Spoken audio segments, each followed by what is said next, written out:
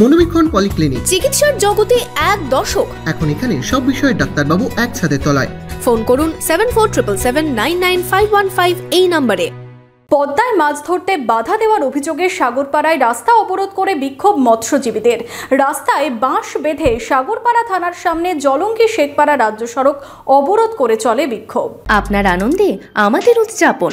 বিয়ে হোক বা পার্টি, বহরমপুরে এবার luxury banquet hall at golden retreat. জেলায় একমাত্র পিলারলেস ব্যাংকোয়েট, আছে স্পা, সালন, ক্লাব মেম্বারশিপের সুযোগও। বহরমপুর শিল্প তালুকে গোল্ডেন রিট্রিট। পদ্মায় মাছ ধরতে বাধা দেওয়ার অভিযোগে সাগরপাড়ায় রাস্তা অবরোধ মৎস্যজীবীদের।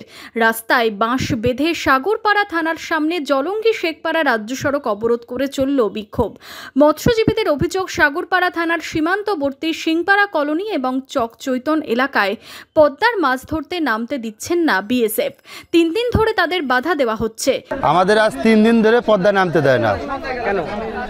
কেন আমরাও জানি না। বিএসএফ বলে যে ভিডিও নাকি মানে অর্ডার মানা করে রেখেছে। আমরা মাছ ধরতে যাই।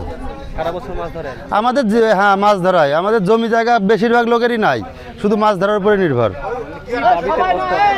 দাবি কি আমাদের?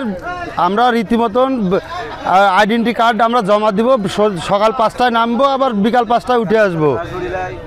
এইটাই আমাদের দাবি, তাছাড়া আমাদের কোনো দাবি নাই। আমাদের দাবি হচ্ছে মাছ ধরার। আমরা বহুদিন থেকে মাছ ধরছি। আমাদের প্রতিদিন বিএসএফরা এভাবে মানে অত্যাচার করে। কোন এলাকা থেকে নামেন? আমাদের খাসমালি ক্যাম্পের এলাকা।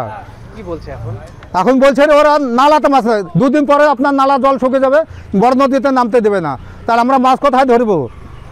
কতটা অসুবিধা হচ্ছে আমাদের? খুব বিশাল অসুবিধা।